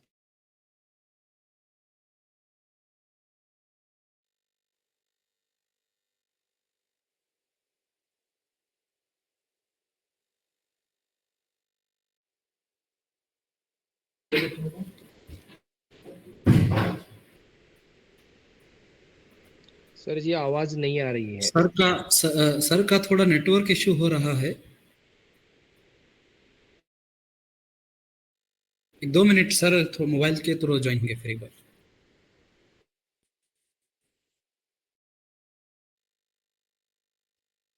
हेलो हेलो, हाँ सर जी बोलिए सर, हाँ, आवाज सुन रहे बोलिए सर। सर। तो मैं कह रहा था विदेशी भाषा के आधार पर हम अगर चाहें वो विश्व गुरु या जगत गुरु बनेंगे तो बन नहीं सकते। और इस नाते आज का दिन संकल्प का दिन होना चाहिए। हमें संकल्प लेना पड़ेगा कि हम सब अपनी भाषाओं को लेकर के, हिंदी और भारतीय भाषाओं को लेकर के बहुत सजगता के साथ, बड़ी रणनीति के साथ आगे बढ़ें। और अगर हम ऐसा कर पाएंगे तो जैसा मैंने इस प्रारंभ में कहा कि भारतीय भाषाओं का अमृतकाल प्रारंभ हो चुका है, कारण है राजनीतिक परिवर्तन आया है, जिसमें हमारे गृहमंत्री भारतीय भाषाओं पर बहुत ज्यादा ध्यान दे रहे हैं। माननीय प्रधानमंत्री जी का बहुत फोकस है इस पर। इस अवसर का लाभ उठाकर उनके सहयोगों से बढ़ना चाहिए। पहले लाइट चली है और इस नाते मुझे मोबाइल से जुड़ना पड़ा है, फिर भी मुझे जो बात कहनी थी मैंने अपनी बात कह दी है। आप अपने आगे का कार्यक्रम बढ़ाएं। भारत माता की जय। जय हिंदी, जय नागरी। जी, मैंने अपना वक्तव्य समाप्त कर दिया मुल्ला साहब। जी जी सर, बहुत बहुत धन्यवाद। जी भाई साहब। अभी भी आप लोग प्रोफेसर संजय द्विवेदी सर का व्याख्यान सुन रहे थे। उनका विषय जैसा कि था कि हिंदी हैं हम। आपने बहुत महत्वपूर्ण बातें बताई सर आज हमें, जिससे हमारे ज्ञान में सचमुच काफी वृद्धि हुई है कि हिंदी और भारतीय भाषाओं के महत्व पर प्रकाश डालते हुए आपने एक बहुत महत्वपूर्ण बात कही कि भारत का प्रत्येक नागरिक बहुभाषी है, जो एक से अधिक या दो से अधिक भाषाओं को जानता है। सचमुच इस बात पर हमने कभी ध्यान नहीं दिया था कि भारत का प्रत्येक नागरिक बहुभाषी है और भारत ही एक ऐसा देश है जहां एक से अधिक भाषाएं बोली जाती हैं, जबकि दुनिया में ऐसे कई देश हैं जो अपना पूरा जीवन एक ही भाषा बोलते बोलते या सीखते सिखाते निकल जाती है उनकी पूरी जिंदगी। जबकि हम बड़े गर्व की बात है कि हम ऐसे एक महान देश में रहते हैं जो ये दो से अधिक भाषाएं प्रत्येक नागरिक यहाँ पर बोलता है। इसीलिए हम हिंदी हैं हम, क्योंकि हिंदी जो है वो जोड़ने वाली भाषा है, तोड़ने वाली भाषा नहीं है। ये इस बात पर भी आपने प्रकाश डाला और आपने कहा कि हिंदी संपर्क भाषा है। सचमुच हिंदी संपर्क भाषा है। ऐसे महान देश के हम नागरिक हैं, ये हमें गर्व की बात है। सचमुच सर, आपके व्याख्यान से हमारे ज्ञान में काफी वृद्धि हुई है। बहुत सी महत्वपूर्ण बातें, और मैं पूरा व्याख्यान नहीं बताने जा रहा हूँ कि सिर्फ पॉइंट्स पर मैं बात कर रहा हूँ कि बड़ी सुंदर बातें, बड़े जो बहुत दिनों तक आपकी बातें याद रहेंगी। इसलिए हम सब आपके आभारी हैं जो आपने हमें इतने महत्वपूर्ण ज्ञान से लाभान्वित किया। धन्यवाद सर। अब मैं सभी आज के जो श्रोता हैं उनसे एक बात कहना चाहूंगा कि आपके मन में इस विषय को लेकर जो भी शंकाएं हैं, प्रश्न हैं, कोई पूछना चाहते हैं, तो आज आप हमारे इस वक्ता से यानी प्रोफेसर संजय द्विवेदी सर से अपने जो भी शंकाओं का समाधान करवा सकते हो। नमस्ते सर, मैं चेन्नई से बोल रही हूँ, भवानी। जी नमस्ते जी। संजय जी, आपने जो विषय है ना आपका, उस विषय की सार्थकता को पूरा कर दिया है। क्योंकि मैं सोचती कि एक वाक्य में आपने 10 बार हिंदी शब्द का प्रयोग किया है। बहुत ही सुंदर ढंग से आपने अपना व्याख्यान दिया है।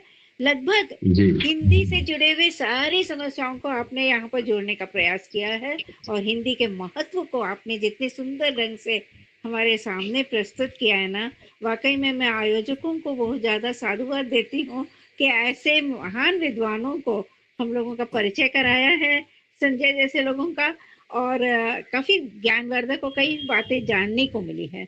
जैसे आपने कहा था कि बहुभाषी है सारे भारतवासी, ये तो 100% सत्य है, क्योंकि सभी लोग की भाषा, किसी की भी भाषा हिंदी नहीं है। सब अपने घर में अपनी अपनी भाषाएं बोलते हैं, बाहर आते हैं, समाज में आ रहे हैं तो वो हिंदी बोल रहे हैं। वैसे किसी की भी भाषा, पूरे भारत में किसी की मातृभाषा के रूप में हम हिंदी को नहीं ले रहे हैं, समाज में और हिंदी है। तो इस रूप में आपने देखा तो बहुत ही सुंदर ढंग से आपका प्रस्तुति रहा है। बहुत धन्यवाद। वाकई में बहुत ज्यादा हम लोगों को ज्ञानवर्धक रहा है और मैं आभारी हूँ आयोजकों के प्रति, खासकर मंजुनाथ जी के प्रति, जो ढूंढ करके लोगों को लाते हैं हम लोग के सामने और ज्ञानवर्धक करवाते हैं। उनको भी मैं साधुवाद देती हूँ। बहुत अच्छा रहा आज का कार्यक्रम, वाकई में सुनकर बहुत खुश हो गई हूँ। Thank you sir. आदरणीय संजय सर जी, आपने जी भाई आपने बहुत ही अच्छे तरीके से हमें हिंदी भाषा से लाभान्वित किया। मैं डॉक्टर डीएम मुल्ला बेलगाम कर्नाटक से बात कर रहा हूँ। हमारे भारत के भीतर जी भाई जैसे साहब। आपने कहा कि सारे लोगों को हृदय से हिंदी को अपनानी चाहिए, मगर एक अभियान जो है हमारे भारत सरकार की ओर से होना चाहिए कि बहुत सारे योजनाएं बनाई जाती हैं, उन योजनाओं पर अमल करने के लिए जैसे ही भारत सरकार अपने तरफ से एक दबाव डालती रहती है, वैसे ही हिंदी को लेकर पूरे भारतवर्ष में अगर दबाव डाला जाएगा तो एक प्रकार से हिंदी पूरे भारतवर्ष की भाषा बन जाएगी और अंग्रेजी धीरे धीरे सभी भारत के स्थानों से वह कमजोरी यानी कमजोर रूप में वो चली जाएगी या धीरे धीरे वो समाप्त हो जाएगी और हमारा भारत और भी बलिष्ठ बनेगा। इसलिए यह एक अभियान भारत सरकार को आप चलाने के लिए कहिए। हम तो हिंदी को स्वीकार करने के लिए दिल से तैयार हैं, अहिंदी भाषी होने के बावजूद भी। और आपने आज भारतीय भाषाओं को लेकर बहुत सारी जो जानकारियां दी तो बहुत ही अच्छा लगा, क्योंकि भारत के भीतर जो भाषाएं हैं उन भाषाओं को हमें सशक्त बनाना है। इसके अलावा और एक बात आपने बहुत ही अच्छी बताई कि अनुवाद अगर हम विदेशी भाषाओं का हमारे भारतीय भाषाओं हिंदी में या भारतीय भाषाओं में करते हैं तो हम और हमारी भारतीय भाषाएं विश्व में भी बहुत ही सशक्त बनकर उभर पाएंगी। आपने बहुत ही अच्छे तरीके से आज हमें लाभान्वित किया, मगर इसके लिए सारे भारतवासियों को हृदय से, मन से और हम हमारे आत्माओं से हिंदी को अपनाना जरूरी है। तब जाके हम भारतीय और हिंदी कहला सकते हैं। संजय सर जी को मैं धन्यवाद देता हूं और साथ साथ मंजुनाथ सर जी और विनय कुमार सर जी जिनके अथक प्रयास से बहुत ही अच्छा यह कार्यक्रम हमें आज लाभान्वित हुआ है। साथ ही साथ अंजुमन महाविद्यालय के प्राचार्य और विशेष तौर पर वहाँ के हिंदी अध्यक्ष पीरा सर जी गोष्ठी को आयोजित कर उन्हें भी मैं धन्यवाद देता हूँ सर जी। धन्यवाद सर। मैं कुछ आदरणीय बोलना प्रणाम। चाह रहा हूँ सर। संजय सर जी सादरणीय प्रणाम और प्रवीण सर जी को भी मेरा प्रणाम। जी बोलिए, मैं नमस्कार। बालकोट डिस्ट्रिक्ट जी सर, मैं बालकोट डिस्ट्रिक्ट जमखंडी से बात कर रहा हूँ। वाहिद खान पेंडारी प्रोफेसर हूँ मैं साइंस बीएससी कॉलेज का। सर बड़ी प्रसन्नता हुई आपके मधुर शब्दों को सुनकर। संजय जी आपने कहा बहुभाषी राष्ट्र है, बहुभाषी राष्ट्र को एक जोड़ने वाली अगर कोई सशक्त सजग शक्ति है तो वो हिंदी है। बहुभाषा का प्रयोग हम केवल घरों में करेंगे तो हिंदी का प्रयोग कहाँ करेंगे। हिंदी को जोड़ने वाली भाषा, भारत को जोड़ने वाली भाषा हिंदी है। और एक मेरा निरोध है सर, अगर हम चंद्र के दक्षिण भाग को जोड़ सकते हैं तो क्या भारत के दक्षिण भाग को हिंदी से जोड़ नहीं सकते। अगर कर्नाटक में हो या फिर कहीं किसी भी प्रांत में हो, वहाँ की प्रांत भाषा को हम इतना महत्व देते हैं तो क्या राष्ट्र की भाषा को महत्व नहीं देना चाहिए। मैं हिंद का हूँ लेकिन मुझे हिंदी नहीं आती, तो कैसे मैं सजग करूं, कैसे मैं अपने आप को व्यक्त करूं कि मैं हिंद का हूं। तो आपके शब्दों से मुझे यही ज्ञात मिला, इसके लिए मैं आभार हूं संजय जी और आभार हूं प्रवीण जी। धन्यवाद सर। सर मैं कुछ नमस्ते कहना सर। चाह रहा हूँ सर, इजाजत मिलेगी। नमस्ते सर। जी नमस्कार, बोलिए। नमस्कार। नमस्ते सर, मैं डॉक्टर सुधा बैंगलोर से बात कर रही हूँ सर। सर बहुत ही अच्छा व्याख्यान था, ज्ञानवर्धक था, बहुत अच्छा ज्ञान हमें हासिल हुआ आज के आपके व्याख्यान से सर। सर मेरा एक प्रश्न था आपसे कि जैसे कि हम देख रहे हैं कि बहुत लोग ये कमेंट बॉक्स में लिख रहे हैं कि दक्षिण भारत में हिंदी जरूरी है, दक्षिण भारत में हिंदी पढ़ाना चाहिए, हिंदी अपनानी चाहिए। सर जैसे मैं यूनिवर्सिटी लेवल पे पढ़ाती हूँ बच्चों को, तो मैंने ऐसी एक समस्या फेस कर रही हूँ सर कि ज्यादातर देखती हूँ कि साउथ के बच्चे तो हिंदी 11th और 12th में ले लेते हैं, लेकिन सीबीएसई आईसीएसई बोर्ड में ज्यादातर नॉर्थ से जो बच्चे आते हैं, हमारे यहाँ बहुत जगह झारखंड से आते हैं, पंजाब से आते हैं, दिल्ली से आते हैं, तो ज्यादातर ये बच्चे सर 10th तक ही अपने स्कूली शिक्षा तक ही हिंदी को सीमित कर देते हैं। उसके बाद ज्यादातर यहाँ आके भी यूनिवर्सिटी लेवल पे आके भी एडिशनल इंग्लिश पढ़ना वो पसंद करते हैं। ऐसा क्यों सर? जहाँ की हिंदी भाषा मातृभाषा भी है और जहाँ व्यवहार की भाषा भी है, तो वहीं पे क्यों इतना इसके बारे में एक निरादर के भाव में देखी जा सकती है? असद जी अपना जरा अपना जो भी फोन है म्यूट करिए। असद जी जी जी जी सर जी। अपना म्यूट करिए उसको, आवाज बहुत आ रही है। डॉक्टर साहब ऐसा है कि उत्तर भारत में थोड़ा सा ये हो गया है कि उन्हें हिंदी आती ही ऐसा मान के चलते हैं, जबकि भाषा अभ्यास से आती है। मातृभाषा तो ठीक है कि आपके घर में हिंदी का व्यवहार होता है, इसका ये मतलब नहीं कि आप हिंदी जानते हैं या हिंदी का अच्छा लेखन कर सकते हैं। तो इसलिए उन्हें जरूर एडमिशन लेना चाहिए, पढ़ाई करनी चाहिए। क्यों नहीं करते? नहीं कि एक जो अंग्रेजी का जो एक दबाव है, अंग्रेजी का एक जो सामाजिक प्रभाव है, अंग्रेजी का जो एक आर्थिक लाभ है और भविष्य को बनाने वाली भाषा अंग्रेजी है, ऐसा हम सबके मनों पर हो गया है, हमारे दिमाग में हो गया है, जिसको हम क्लोजिंग ऑफ माइंड्स कहते हैं। वैचारिक जो है या वैचारिक साम्राज्यवाद, वो हमारे दिमाग पे छाया हुआ है। हमें लगता है कि अगर हम अंग्रेजी नहीं जानते तो हमारा जीवन ही व्यर्थ है। इस नाते उस प्रकार की चीजें हैं। हिंदी क्षेत्र में चीज ज्यादा है और मुझे खुशी है कि मैं कई बार कर्नाटक के कॉलेजेस में गया हूँ तो मैंने देखा कि वहाँ हिंदी बड़ी संख्या में बच्चे हिंदी को भाषा के रूप में अडॉप्ट करते हैं। तो ये बहुत अच्छी बात है और जो लोग नहीं कर रहे हैं उन्हें करना चाहिए, पर वो जो करते हैं नहीं करते, उसका कारण यही है कि उनके दिमाग में इस प्रकार का भ्रम है अंग्रेजी जानने से उनको ज्यादा अवसर, ज्यादा नौकरियां मिलेंगी। कुछ मात्रा में बात सच भी है और इसी स्थिति और इसी परिदृश्य को बदलने की तो मैं बात कर रहा हूँ इतनी देर से।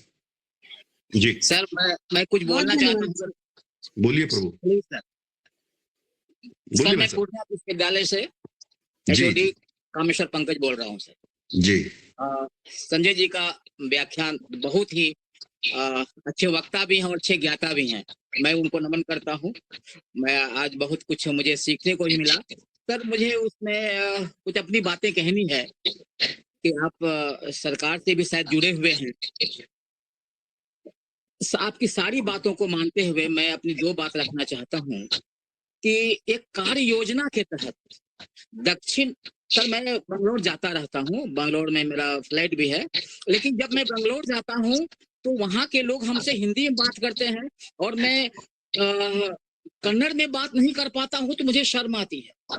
मैं उनसे कन्नड़ में बात नहीं कर पाता हूँ तो मुझे बड़ा ग्लानि रहती है कि ये ठीक नहीं है।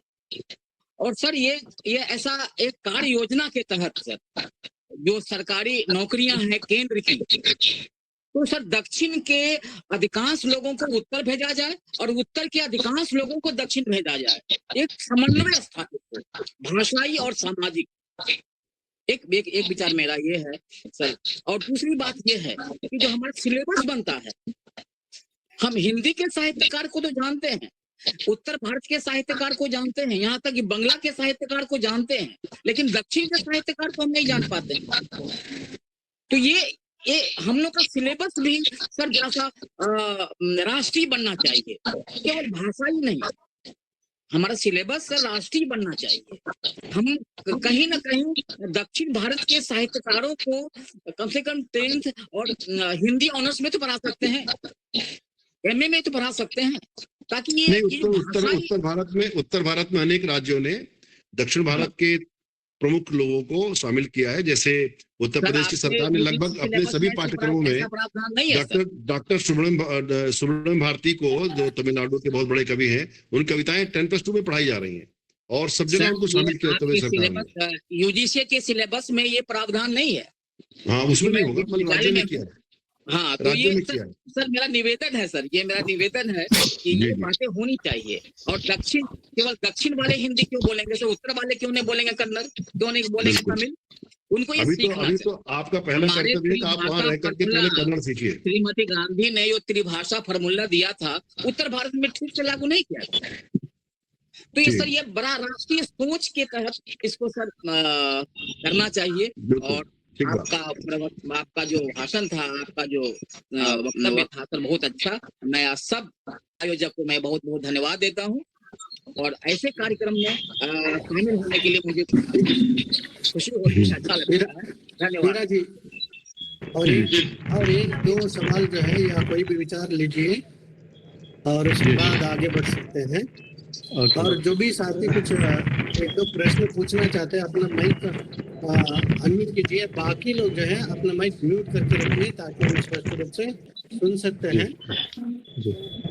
सर मैं खुद एक बात पूछना चाहता हूँ सर से। सर जी, बीच में इंटरप्ट कर रहा हूँ, माफी चाहता हूँ, क्योंकि मेरा एक प्रश्न था कि जैसे रामेश्वर दयाल दुबे जी की एक रचना थी हिंदी को लेकर कि एक राष्ट्रभाषा हिंदी में, कोटि कोटि जनता की जय हो भारत जननी एक रूप। तो प्रयास तो चल रहे हैं अथक, मगर अब इस परिस्थिति में हम पता नहीं कब पहुंचेंगे। मगर यहाँ जहां तक द्विभाषा और त्रिभाषा सूत्र की बात आती है तो दक्षिण में बहुत सारी योजनाएं बनाई गई हैं, मगर ये सिर्फ कागजों तक ही सीमित है, क्योंकि सरकारें भी इसके तरफ बहुत ज्यादा उदासीन दिखाई दे रही हैं। और मगर धरा पर इसका कोई उपयोग आज तक इतना जितना विपुल मात्रा में देखा जाना चाहिए था मगर देखा नहीं गया। इस संबंध में आपके क्या विचार हैं, थोड़ा स्पष्ट कीजिए। देखिए, ऐसा है कि सरकारों के भरोसे तो काम हो चुका, सरकारों ने जो करना था कर दिया है। मैंने कहा कि अच्छा वातावरण बना हुआ है, इस वातावरण का लाभ लेते हुए समाज को ही सक्रिय होकर के काम करना पड़ेगा। बहुत ज्यादा सरकार भरोसे रहने से चीजें बढ़ती नहीं है। जो हिंदी बढ़ी है वो सरकार भरोसे नहीं बढ़ी है, वो बढ़ी है सामाजिक आंदोलनों से, सामाजिक संस्थाओं से और हिंदी शिक्षकों के प्रयासों से, जिन्होंने दक्षिण भारत में लगातार रात दिन एक करके बहुत अल्प वेतन में जो है हिंदी भाषा की प्रचार समितियों में काम किया और लोगों को गांव-गांव में जाके हिंदी सिखाई। तो ये आंदोलन, इसको एक तरह से जैसे गांधी ने शुरू किया था उस तरह से फिर से एक भाषा आंदोलन शुरू करने की जरूरत है, जिसपे लोग विविध भारतीय भाषाओं के साथ अपना संवाद दुरुस्त करें। जी सर, धन्यवाद। थैंक यू सर नमस्ते सभी को। मंजुनाथ जी, खत्म करिए, मुझे निकलना है। पीरा जी एक ही सवाल और उसके बाद धन्यवाद ज्ञापन करेंगे। हाँ जी, मुझे निकलना है, मंजुनाथ जी कहीं जाना है। हाँ। सर मुझे एक मौका दीजिए। जी मैडम सुनिए, सर को जाना है थोड़ी देर के लिए, कृपा करके। पीरा जी धन्यवाद के लिए विनय जी को बुलाइए। हाँ सर।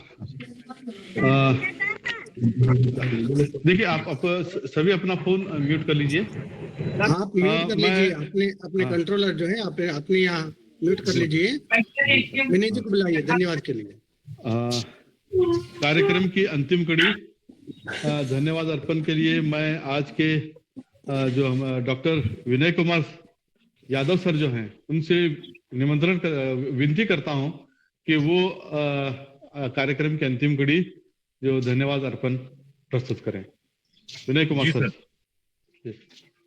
बहुत बहुत धन्यवाद सर। आज हमारे अंतर्राष्ट्रीय हिंदी सप्ताह का चौथा दिन था और इसके मुख्य वक्ता प्रोफेसर संजय द्विवेदी जी, पूर्व महानिदेशक भारतीय जनसंचार संस्थान नई दिल्ली। अगर हमें क्रिकेट के खेल की तरह देख लें तो संजय जी ने आज धुआंधार बल्लेबाजी की। मतलब हिंदी महादेव जी अपना माइक म्यूट कीजिए। महादेव जी अपना माइक म्यूट कीजिए। सभी जो है अपना माइक म्यूट कीजिए। संजय द्विवेदी जी एक हिंदी के विद्वान हैं, साथ ही साथ उन्हें अपने देश से प्रेम है और जो व्यक्ति अपने देश से प्रेम कर सकता है वो किसी भी हालत में देश को टूटते हुए नहीं देख सकता है। आज का विषय था हिंदी है हम, तो उन्होंने उत्तर से लेकर दक्षिण तक जो प्रवाहमान तरीके से अपने विचारों को व्यक्त किया, ये बहुत ही सराहनीय है। इन्होंने कोट किया, मुझे भी ध्यान है क्योंकि जिस समय अमित शाह ये बात कह रहे थे कि हिंदी देश की राजभाषा है और बाकी सारी भाषाएं इस देश की राष्ट्रभाषा है, और उन्होंने ये भी कहा था कि मेरी मातृभाषा गुजराती है, लेकिन जब मैं संपर्क भाषा की बात करूंगा, राजभाषा की बात करूंगा, तो मैं हिंदी को प्राथमिकता दूंगा। ये 2021 की बात है, जिस समय की पूरा का पूरा कर्नाटक राष्ट्रीय शिक्षा नीति के तहत जो हिंदी पढ़ाने वाले प्राध्यापक थे वो एक संकट से जूझ रहे थे। शायद संजय जी से मैंने संपर्क किया था, बाकी कई लोगों से संपर्क किया था। उन्होंने कहा था बिल्कुल चिंता ना करें, आप लोग आगे बढ़िए, उनका समर्थन रहा। तो आज जो कुछ भी आपने कहा वो भाषा से ज्यादा मैं समझता हूँ एक देश प्रेमी कह सकते हैं, क्योंकि देश प्रेमी किसी भी हाल में देश के अंदर भाषा के नाम पर कोई विवाद हो ये कभी नहीं चाहेंगे। और उन्होंने हर भाषाओं को प्राथमिकता दी, और होना भी ये चाहिए, क्योंकि हमने जो अपने कार्यक्रम का नाम रखा वो हिंदी पर्व है वो।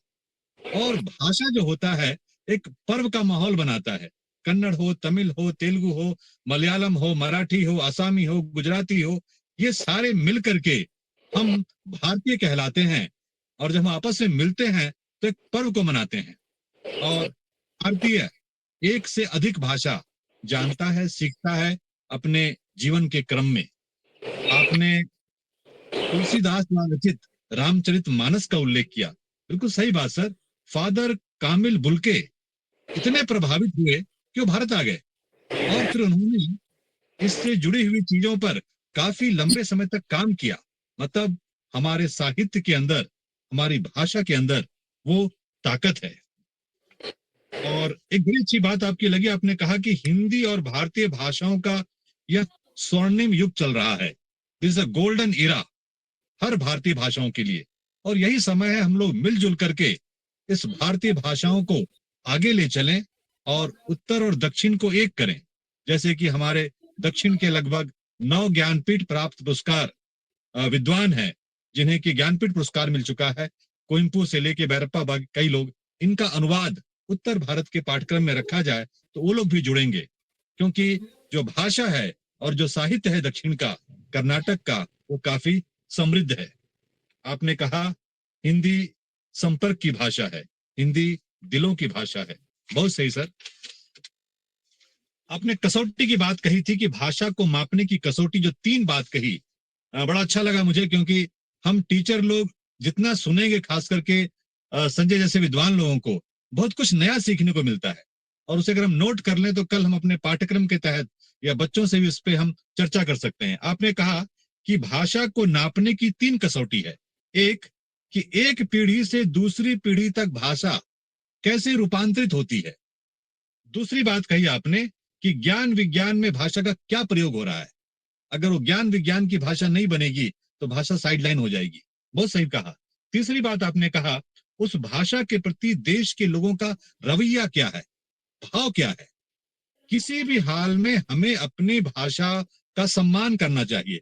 अभी किसी मैडम ने एक सवाल किया था कि उत्तर भारत से बहुत से बच्चे दक्षिण में पढ़ने आते हैं, दक्षिण के बच्चे तो हिंदी ले लेते हैं, और ये बच्चे क्या करते हैं, एक विषय अंग्रेजी लेते हैं और दूसरा भाषा के रूप में एडिशनल इंग्लिश ले लेते हैं।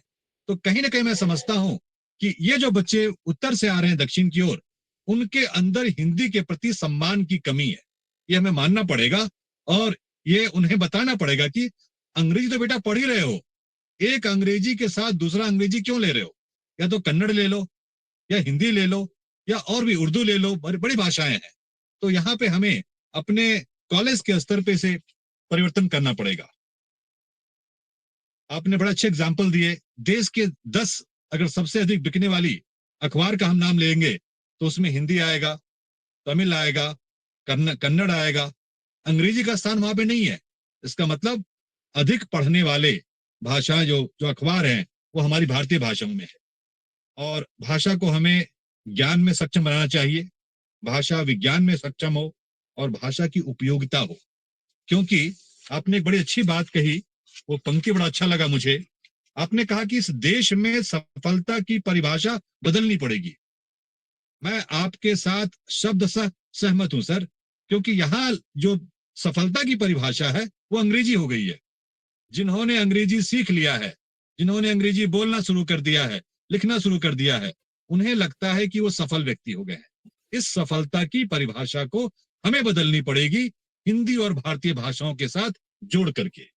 और आपने इसे तो यहां तक मानवाधिकार की बात कही, और सर बहुत सही बात है सर। मैं कन्नड़ भाषी हूं और मैं अदालत में जाता हूं और मुझे निर्णय सुनाया जाता है अंग्रेजी में, अब मुझे क्या पता लगा दो वकील आपस में क्या बात कर रहे हैं, जज ने क्या निर्णय दिया। सर ये भाषा तो देश की भाषा होनी चाहिए। मैं दवाई लेने के लिए गया दुकानदार के पास, मैं कन्नड़ भाषी हूं, उसने लिखा अंग्रेजी में, अब मुझे क्या पता लगा उसने कौन से दवाई का नाम लिखा है।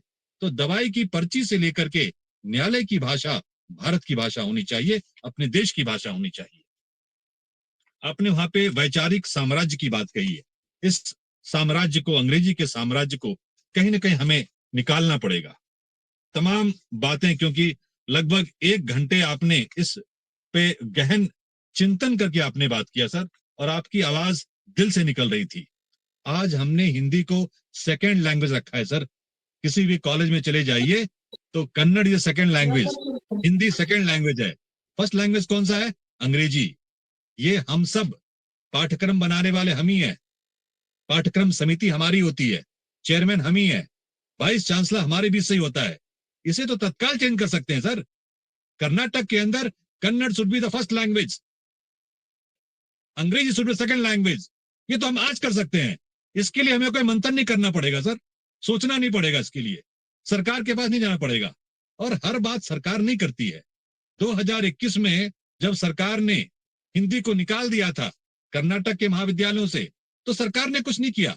हम सारे कर्नाटक के प्राध्यापक लोग मिलकर के लड़ाई किए, बताए, सारे बच्चे हमारे साथ थे। बच्चे कह रहे हमें अब हिंदी पढ़ाना है, प्राध्यापक कह रहे हमें पढ़ाना है।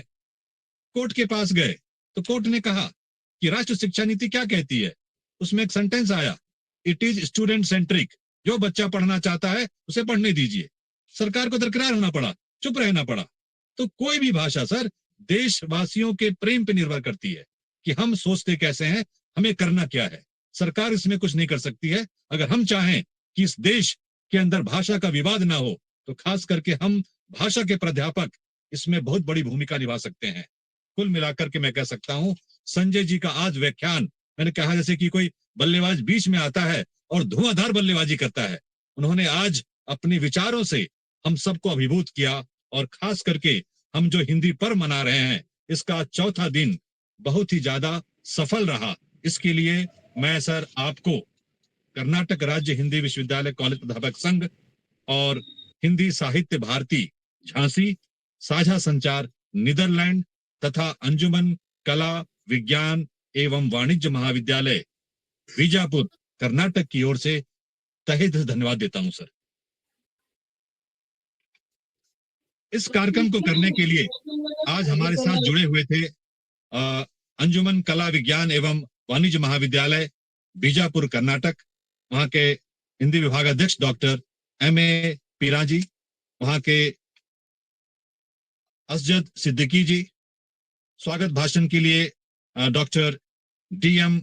मुल्ला जी, इन सबको मैं तहे दिल धन्यवाद देता हूं। क्योंकि आज का जो प्रार्थना गीत भी शुरू हुआ वो वंदे मातरम शुरू हुआ। जब हम वंदना करना शुरू कर देंगे अपनी माँ का, अपनी धरती का, अपनी सरजमी का, तो फिर हमें भाषा, जाति, धर्म के नाम पर कोई बांट नहीं पाएगा। मैं धन्यवाद देना चाहूंगा मंजुनाथ सर जी का, क्योंकि ये सारी चीजें बैठ करके उन्होंने निर्णय लिया कि कैसे कौन कौन से विषय पे किन किन को जोड़ा जाए। तो सिर्फ भारत से ही नहीं बल्कि विदेशों से भी कई लोगों के उन्होंने इस कार्यक्रम में जोड़ा। और आज जो हम इस विचारों को सुन पा रहे हैं इस मंच के माध्यम से, ये मंजुनाथ सर जी का सोच है। तो मैं उन्हें भी तहे दिल से धन्यवाद देता हूं। और इस साझा मंच पे, आभासीय मंच पे जितने लोग जुड़े हैं, लगभग 80-90 लोग जो जुड़े हैं, क्योंकि जब विचार का प्रवाह हो रहा हो और उसे सुनने वाले भी लोग हों और सुनने के बाद सवाल भी उठ रहे हों, तो इसका मतलब लगता है कि कार्यक्रम आयोजित करना वो बेहतर रहा, कार्यक्रम की एक अहमियत रही और लोगों ने इस कार्यक्रम से लाभ उठाया। तो आभासीय पटल पर जितने भी विद्वान जुड़े हुए हैं, जितने विद्यार्थी जुड़े हुए हैं, मैं उन सभी को कर्नाटक राज्य विश्वविद्यालय कॉलेज हिंदी प्राध्यापक संघ, हिंदी साहित्य भारती झांसी, साझा संचार नीदरलैंड और अंजुमन कला विज्ञान एवं वाणिज्य महाविद्यालय के हिंदी विभाग की ओर से तहे दिल से धन्यवाद देता हूँ। बहुत बहुत धन्यवाद सर।